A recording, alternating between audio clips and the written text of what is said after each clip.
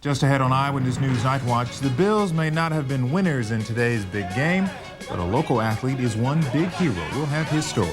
And New Orleans firefighters battle a 4-alarm blaze near the French Quarter. Also, a trial gets underway tomorrow in a murder case that shocked the world. Those stories and much more coming up next on Eyewitness News Night Watch. WWL-TV Channel 4, New Orleans. From Louisiana's news leader, this is Channel 4's Eyewitness News Weekend.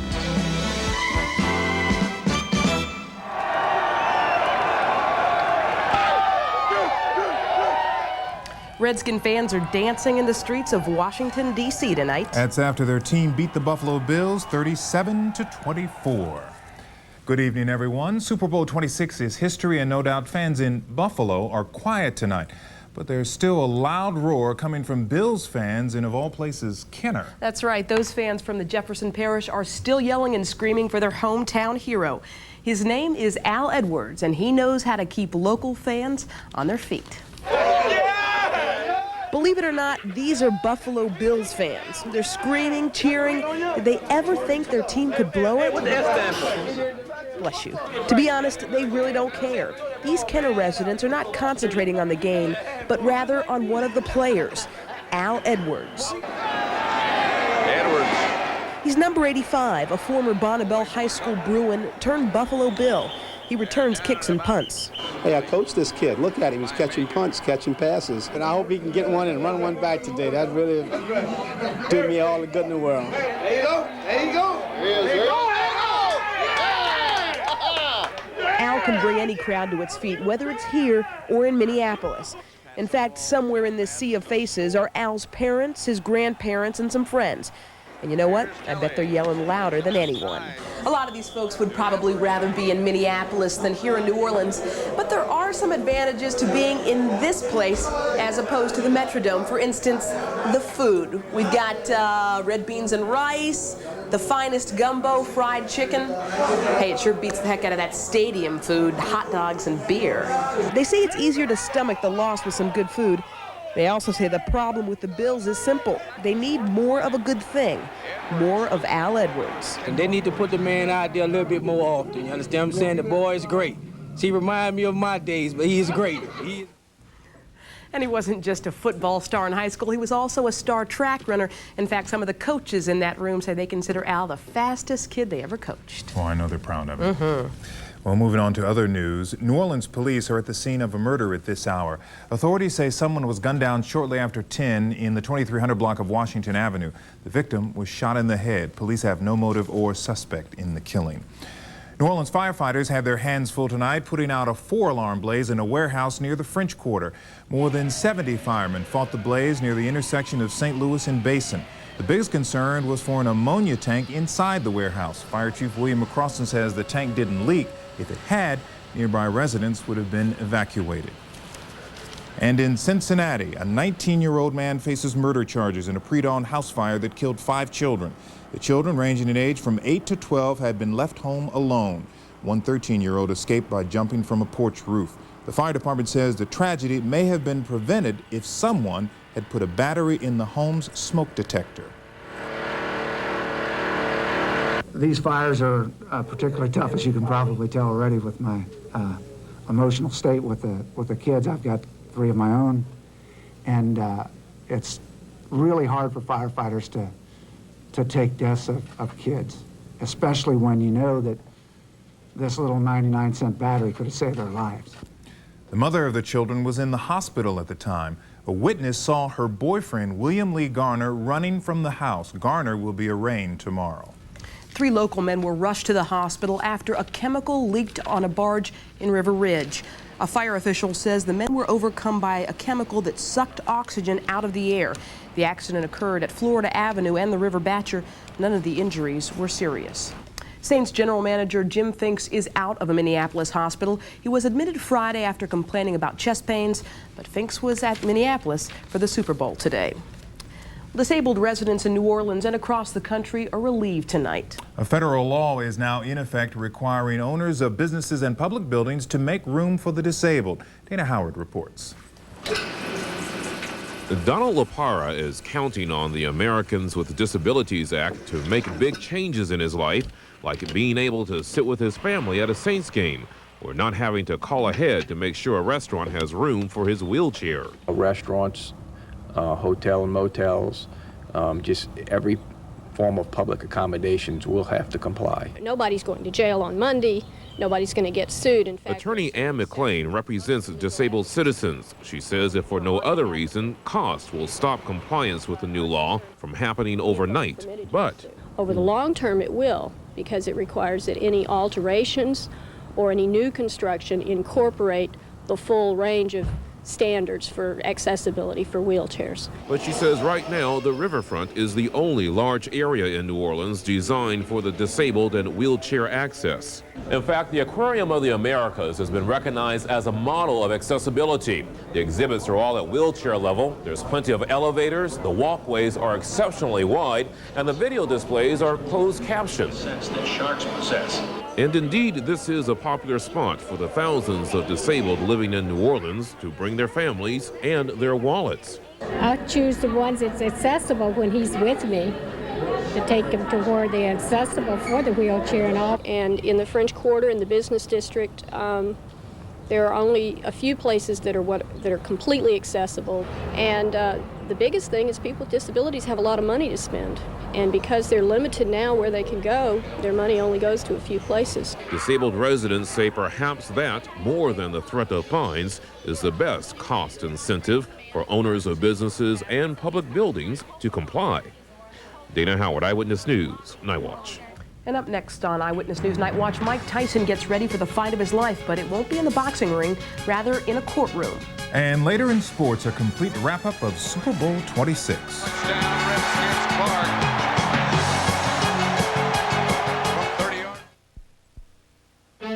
Get ready to climb on board the boats you've been waiting to see at the New Orleans Boat Show at the Superdome. See fishing boats, bass boats, sailboats, and personal watercraft. You'll also find accessories, resort and travel information. Plus, we're bringing the family fun back to boat shows with a mountain trout fishing pond, a hog trough, and fishing seminars. This year's show is 5 days only, so don't miss it. January 29th through February 2nd at the Superdome. And now, those winning lotto numbers. My sister Ben Lou married herself a mortician. She is in Paris. I am in Loserville with you. I'm gonna be rich. And I'm the Queen of England. Besides, I bought me a nice dance, and he is going to buy me a brand new car. And again, those winning numbers. How lucky can you get?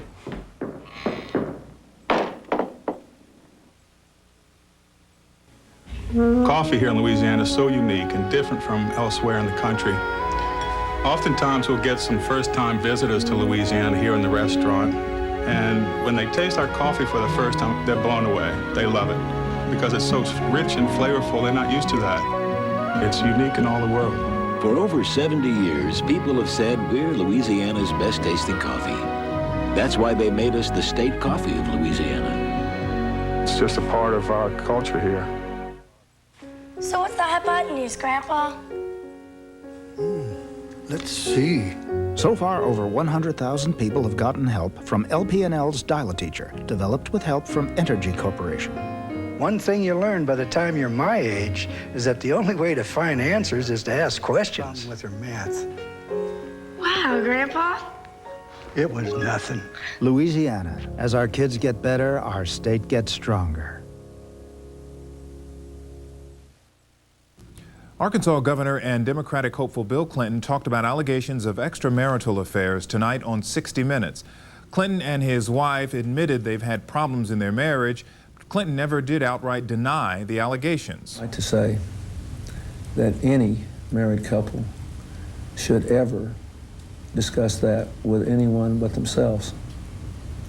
I'm not prepared to say that about anybody. Clinton will be in Louisiana tomorrow campaigning in Baton Rouge and Alexandria. Jury selection begins tomorrow in a case that shocked the world. Jeffrey Dahmer is accused of killing and mutilating 17 men. A man in handcuffs led police to Dahmer's Milwaukee apartment. Inside, they found severed heads in a freezer and body parts in boxes. Dahmer pleaded guilty to 15 slayings by reason of insanity. Now the jury must determine his mental state at the time of the killings that occurred over 13 years. Jeff Jackson picks up the story.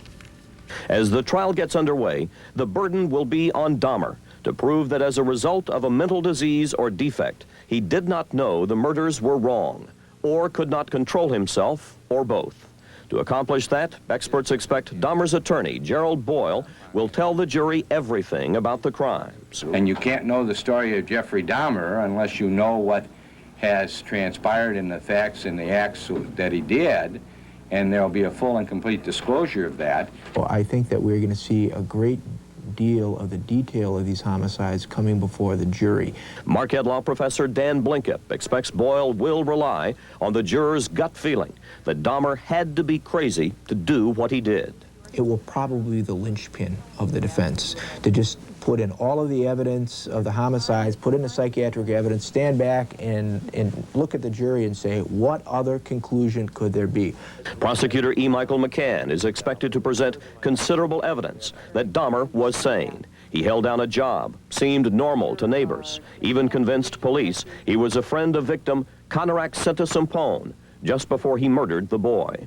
McCann may also try to show Dahmer knew his crimes were wrong because he disposed of the bodies, and that he could control his murderous urges because of the 9 years between his first murder in Ohio and his next in Milwaukee. The focus by the prosecution will simply be on the fact that while this is an evil man who perhaps was a psychopath, who certainly had a great deal of mental distress in his life, that he should be held accountable for his crimes. I'm Jeff Jackson for CBS News, Milwaukee. Boxer Mike Tyson steps into the fight of his life tomorrow as his rape trial opens in Indianapolis. A teenage Miss Black America contestant says Tyson attacked her during last year's pageant. Today, members of the Guardian Angels ask for a fair and clean trial.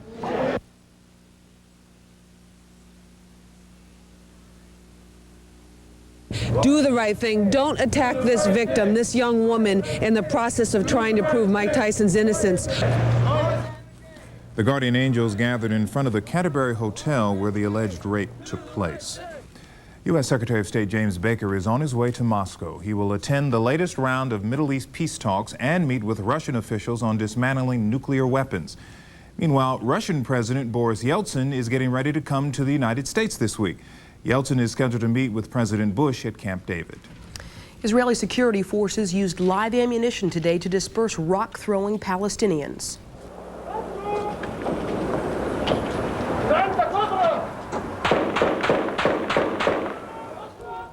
The Palestinians attacked an Israeli observation post. They were protesting the continuing settlement construction in the occupied territories.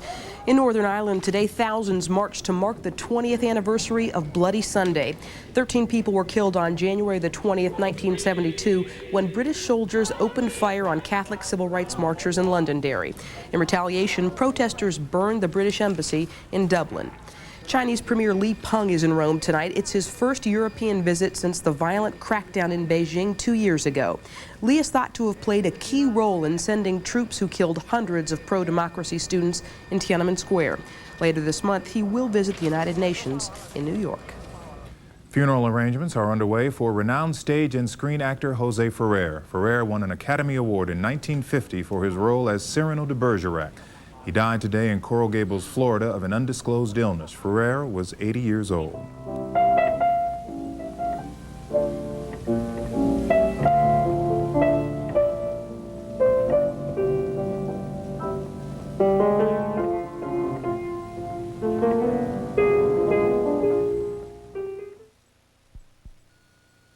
This is the time of the day when I think the environment in Louisiana is at its prettiest. I care an awful lot about the state. I help to form a group that is vitally involved with marine research and education in Louisiana in helping to save our wetlands. At Freeport-McMoran, we don't just drive up to a plant and work and then leave. We live there because, as they say, we all live downstream. I don't stop working for the environment at 5 o'clock, and I don't stop caring about it either. Every so often, Halley's Comet returns. The planets align. Snow falls at Miami Beach. And one car line and its dealers top 3 of J.D. Power & Associates' most prestigious customer ownership surveys. Visit your history-making Lexus of New Orleans dealer today.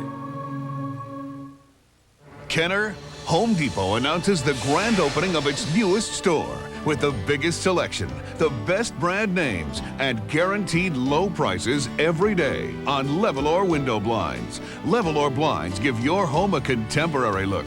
And with our selection, you'll find a Levelor to match any decor. At Home Depot, low prices are just the beginning. So visit the new Home Depot in Kenner, just south of I-10 on Veterans Boulevard. Everyone misses someone. Everyone needs to hear the news. Everyone leaves home sometime. Everyone needs to cure the blues. Everyone knows a secret. Everyone's got a tale to tell. Hello, hello, everyone. South Central Bell, yeah. This week, we begin our image makeovers. You might win one. Dr. Lutz will have his health report. And Tuesday, Frank Davis prepares calamari. Join us. Doug's in with a look at sports, and I guess it's about time to sing the chorus of Hail to the Redskins. You can go ahead. Any takers? Go ahead and do it for us. If I didn't have a sore throat, Doug, I'd be belting it out. Yeah. Len, we've heard that before. It's all you. No comment from Len. Not happy about his Bills tonight. The odds were with Washington tonight. The Redskins, a 7-point favorite over Buffalo, and the NFC had won the previous 7 Super Bowls. But the Bills were seeking redemption for last year's Super Bowl loss to the Giants. Tonight in Minneapolis, first quarter, Washington in white, and on the move, Mark Rippon to Art Monk. Take a look at this one closely. It was first called a touchdown, but was overruled. Monk was out of bounds. The guys upstairs said, "We got to take away the 6," and they did. The Skins had to settle for a field goal try, but Jeff Rutledge could not handle the snap here, and Washington came up empty early on. Bills quarterback Jim Kelly was not exactly super on this Sunday, intercepted by Brad Edwards, and this one was returned down to the 14-yard line. But Rippon fared no better. Moments later, he was picked off as well by Kirby Jackson, and it was still a scoreless game in the first quarter. The Skins got a Chip Lohmiller field goal in the second, then went to work. Rippon to Ernest Biner. He caught this one and took it in for the score. 10-zip, the Skins led. Then Rippon going deep to Gary Clark, who took this one down to the Bills' 15-yard line, catching Clark. No easy task. That set up a Gerald Riggs touchdown, and it was a 17-0 game. The frustration showing for the Bills tonight. Kelly trying to hook up with Andre Reed. Incomplete. Reed thought it was interference. Yes, he was a bit ticked. He got penalized for that. 17-0 Skins at the half. Second half, more trouble for Kelly. Intercepted again, this time by Kurt Govea, who returned it to the 2 and set up another Riggs touchdown. It was 23-0. Worthy of, yes, just a little dance. 4 Kelly interceptions, 5 Bills turnovers in all. The Bills did manage a field goal. Then, after an interference penalty, there Thurman Thomas got the Bills a touchdown. Late third, Rippon, who racked up 292 yards on the night, hooked up with Clark again, 31 yards for the touchdown, 31-10. Plenty to celebrate for Rippon, named the MVP, and for Coach Joe Gibbs, the sweet taste of victory and Gatorade. The final score, 37-24. In Super Bowl 26, the Skins roll on, and afterward, some comments. It's one of the funnest things I've been through, and yeah, you can't say how much it means, you know, from any situation, other than the fact that for the next 5-6 months, we can walk around proud with our heads up, saying, "Hey, for 1 week in time, for 1 day in time, we were the best," and they can't take that away from us. It's kind of like, you know, fine wine. It gets better with age. You realize that what it takes to get to one of these, and you know, you're fortunate enough to get to 4 of them in the last 10 years, and fortunate enough to win 3. I mean, that's a blessing in itself. Well, it's tough any time you lose. I mean, it's a situation where nobody wants to, and you know, you got to give credit where credit's due, and The Redskins were the team today, and I can remember some of the game, but not all of it. But the part I remember, I didn't like. Football over, well, almost. We still have the Pro Bowl. There was also basketball on the Super Bowl Sunday. And in the college ranks, it was 6th-ranked Ohio State against Seton Hall. The Pirates of Seton Hall were losers of 3 of their last 4 and have found themselves out of the top 25. The twice-beaten Buckeyes led early, but Seton Hall's Terry DeHare here with the big slam. But the Buckeyes' top gun, Jimmy Jackson, countered. Here with the jumper, he had 21 points on the day. Ohio State, some tough defense down the stretch, but DeHare coming up with the ball. He hit the jumper. The Pirates, he had 20 points for the Pirates. This one from 3 range, and Seton Hall goes on to beat Ohio State 68-64. To the NBA, Detroit against Boston in the Garden. Detroit in blue, Isaiah Thomas with a pretty bounce pass to Orlando Woolridge. Now take another look at this one.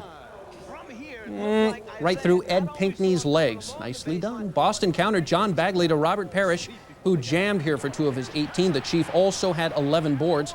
A close game down the stretch, but Sherman Douglas scored 8 of his 18 late. How about that one? Even without Larry Bird and Kevin McHale, Boston rolls the final count, 106-91. At the Australian Open, American Jim Courier against Stefan Edberg in the final. Courier gunning for his 2nd Grand Slam title. He won the French just last year. And the last time he met Edberg was in the U.S. Open in September. The Swede won that meeting in straight sets. Now try not to be bored by my bit of trivia. Hey, you up there on the right, no yawning here. Courier in the near court was overpowering. Watch this.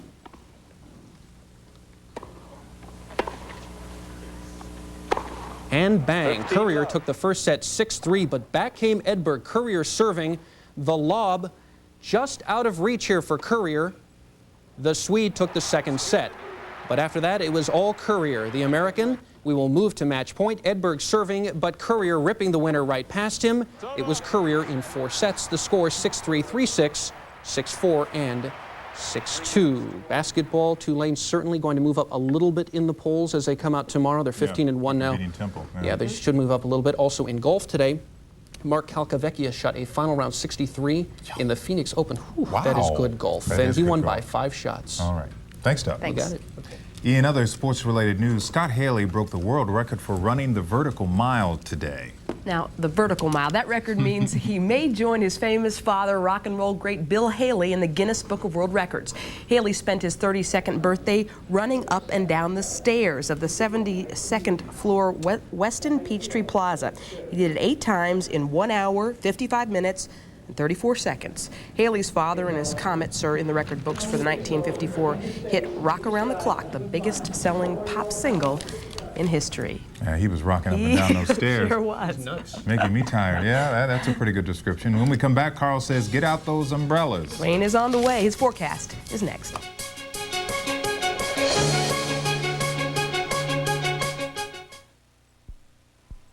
The family-to-family relationship at Lights Egan began back in the 1800s.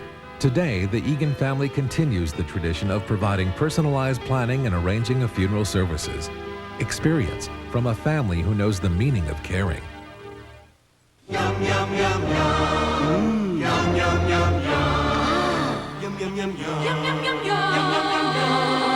Yum, yum, yum, yum. Yum, yum, yum, yum. Yum, yum, yum, yum. $4.99 for only 99 cents. Now at McDonald's, get a hamburger, small fries, and Coke Classic in a 12-ounce cup for only 99 cents. Good time, great taste. Yum's the word. At McDonald's. Get ready to climb on board the boats you've been waiting to see at the New Orleans Boat Show at the Superdome. See fishing boats, bass boats, sailboats, and personal watercraft. You'll also find accessories, resort and travel information. Plus, we're bringing the family fun back to boat shows with a mountain trout fishing pond, a hog trough, and fishing seminars. This year's show is 5 days only, so don't miss it. January 29th through February 2nd at the Superdome. How does the new Toyota Camry stack up? Anything they can do, we can do better. Can we deliver? Yes, we can. More power? Yes, we can. More room? Yes, we can. More safety? Yes, we can. The new Camry, roomier, more powerful, safer than ever. The quality and reliability you want, and right now, the deal you want too.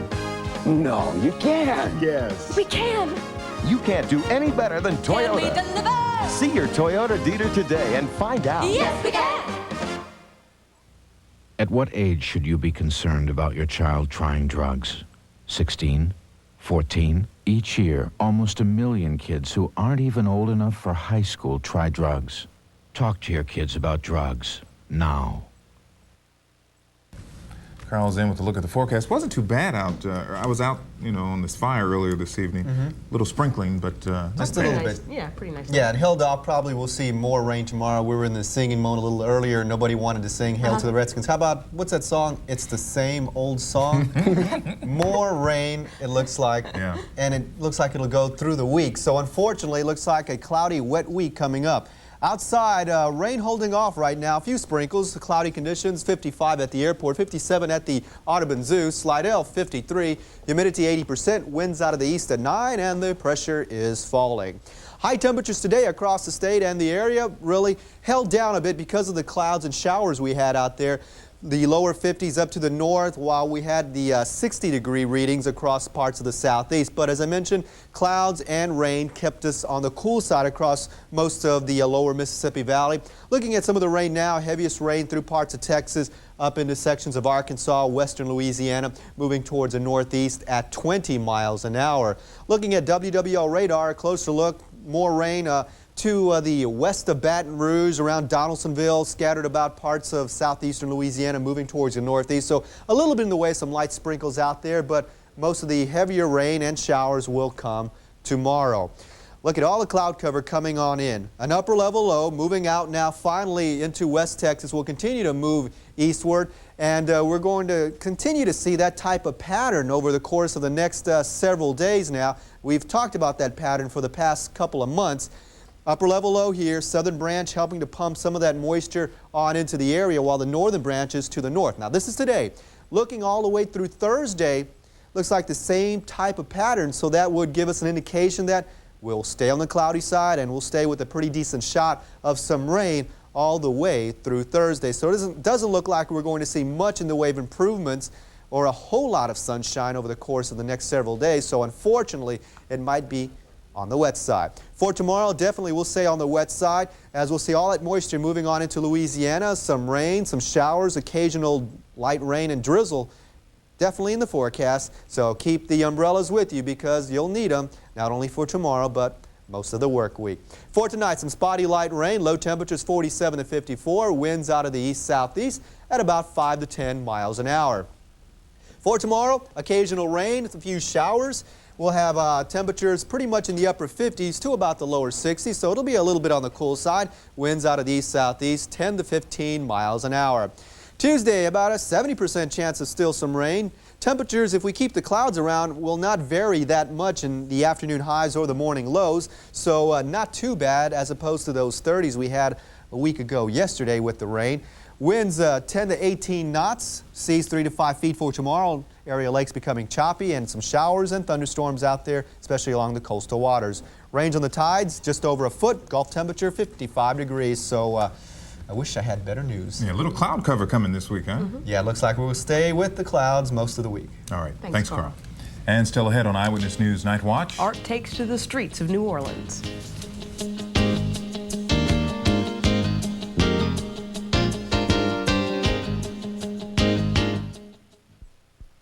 Bryan Chevrolet Geo on Airline has made a special factory purchase direct from GMAC. For a limited time, make a great deal on the last of the 91s. $149.99 a month on a 91 Cavalier RS. That's right, $149.99 a month. Or take your pick. Drive a 91 Corsica or Geo Prism for just $159.99 a month. That's right, $159.99 a month. Hurry in. Only 25 cars to choose from. Bryan Chevrolet Geo. For the bottom line, go to Bryan Chevrolet Geo on Airline. Scientists marvel at the human body. It's as if it were made to play lotto. Arms, hands, and their fingers are flexible and work machine-like to fill out play slips, while the brain generates 6 numbers in computer fashion. Should the brain malfunction, a real computer stands by to select the numbers. The neck is rubbery. This facilitates non-verbal communication with the sales clerk. Feet are attached to legs and transport the human to a TV set where the amazing eye takes over. It's 9:59 on Saturday night and time for the ritualistic lotto drawing. The eye eagerly awaits. Fingernails are ready for biting. Will the human win $50, $1,500, or will all 6 numbers come up, making the human a millionaire? Normally, the posterior is padded, providing comfort for this event. Unfortunately for winners, the head is not. The premium coffees once reserved for the finest cafes and hotels are now available at home.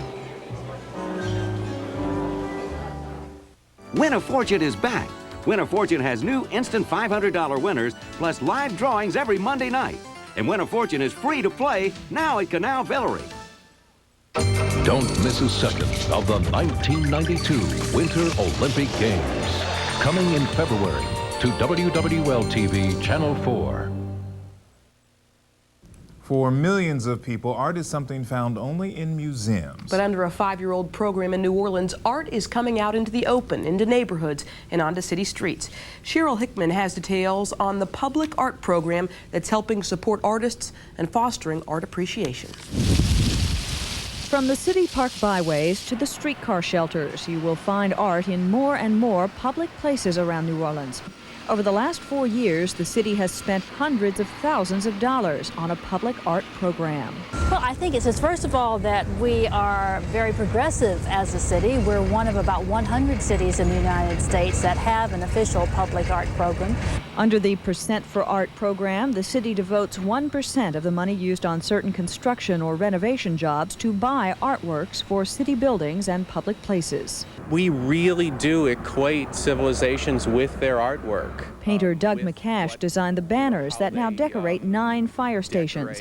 The work helped him win 2 other private art commissions. And people see your gallery work, and it's maybe 1 out of 10,000 people ever see it. And when you put something up like this, it's everybody who rides the Orleans bus sees your artwork. This piece is a very large piece. Evelyn Menge got the biggest commission of her career through the program. She's still designing the painted panels that will be featured in City Hall. I look at it as a chance to see where I can go with artwork of this nature, perhaps in other buildings or in other spaces. Only about 100 cities in the nation have public art programs. Not every city can afford them.